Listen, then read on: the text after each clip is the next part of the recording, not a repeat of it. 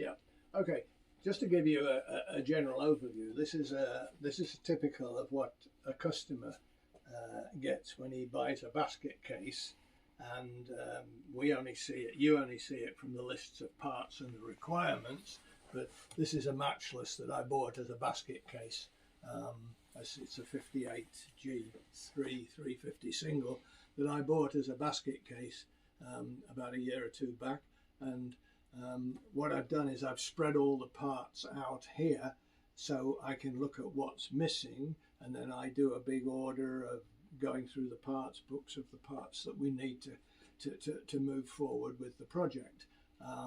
A couple of things that I noticed is there's a stud broken off in the fork leg here, and there's a stud broken off in this fork leg here.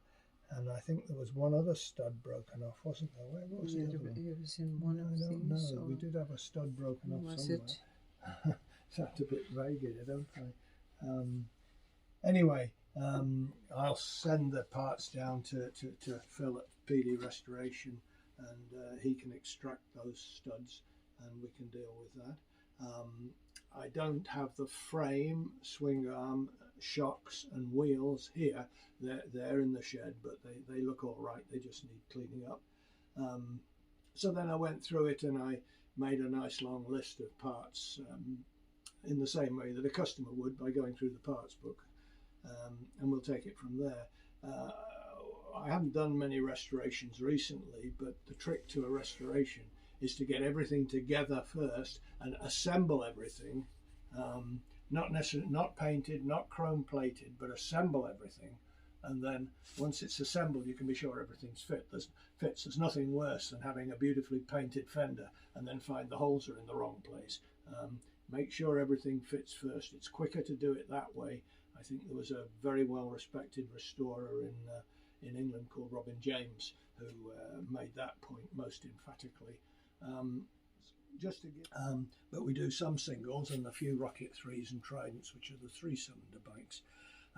This looks like this is the motor here, and you have a crankshaft which goes around like that, and basically the cams are in here that lifts these rockers, and then the rockers move these almost unobtainable Matchless and AJS push rods up into the cylinder head, which causes the valves to come on the end of there, and then the valves open and close in there to let the fresh charge of gas in, and to blow the burnt gas out into the exhaust. The piston fits right on there like that, and is held in place with what we call a wrist pin, or a gudgeon pin in England, that fits through the piston like that, and is held in place with a circlip each side.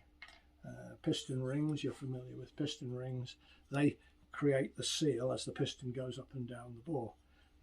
So what we'll do is we will, over the next few days, we will loosely assemble this with the parts that I've made a list of, and then we'll gradually put it into the frame and get the forks together. Okay, any questions? Yeah, and these parts? Oh yeah, the fork parts are there together with these parts. That completes the forks with the headlight ears there. I don't have a headlight for it, I don't have a speedometer there. I know that anybody says it's all there. It never ever is.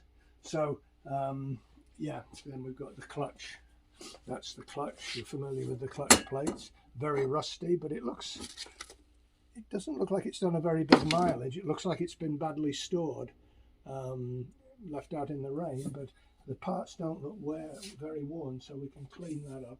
That's the transmission, or the gearbox as they call it in England, and then the gearbox drives the rear wheel through chains.